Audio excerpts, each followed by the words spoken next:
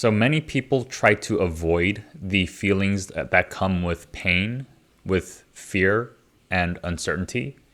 But I think this is an attitude that will eventually keep us stuck. And I think the way that we should actually approach these three things of pain, fear, and uncertainty is actually as a guiding light, that we should use it almost like a compass to let us know that we are actually doing work that matters.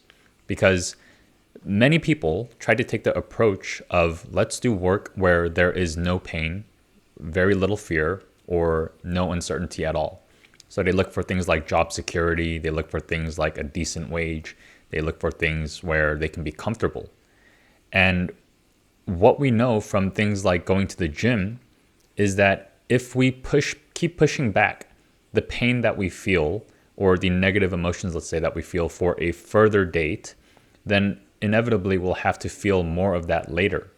So in the gym analogy, if we don't do the work of experiencing physical pain while at the gym on a maybe frequent basis, if we don't do that work, then eventually we'll have to feel a higher level of physical pain later as we deal with like muscle imbalances or poor posture or whatever that might be.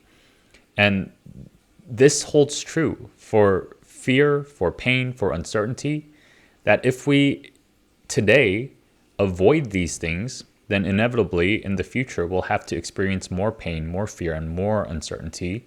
Because let's say for business, if you haven't been doing work that is painful, like going in and actually putting the hours in, doing the hard work on behalf of the people you seek to serve, what are you really doing? Or if you're avoiding fear, if you're not putting yourself on the line, if you're not feeling that you're putting 100% of you onto the table, you might be hiding and you might be pushing off responsibility to someone else to have something to blame or point at when things inevitably don't work out perfectly. Or if it's for uncertainty, if we're not going and breaking new ground, if we're not improving things in a way that no one's done before, then we're not improving anything. And so we'll just end up as a commodity. So when we avoid these things now, we end up experiencing it in the future. So I tried to avoid it a lot when I thought that we could do work in the absence of pain, fear, and uncertainty.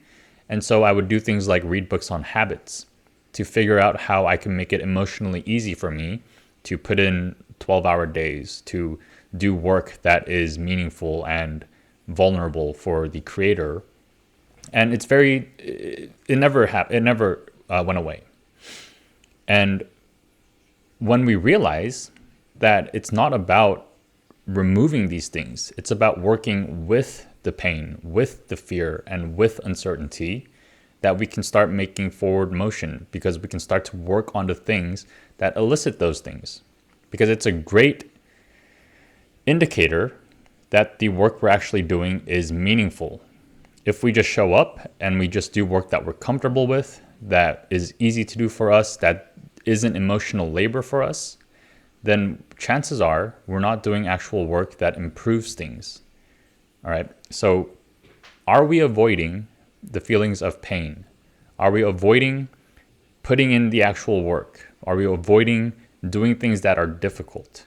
Or are we avoiding fear? Are we avoiding things that are scary, that we feel like if we make a mistake at, people would laugh at us or shame us? Are we avoiding that kind of stuff? Or are we avoiding uncertain things? Are we waiting for the perfect conditions to arrive with a step-by-step checklist and a guide that walks you through every step in order to do something? Is that what we're waiting for? Because if we keep avoiding these things, they'll show up much larger in the future. And trust me, that's somewhere you don't want to be. So the main takeaway I'd like you to take away from this is, how can we do work today that is going to intentionally elicit some amount of pain in a positive way?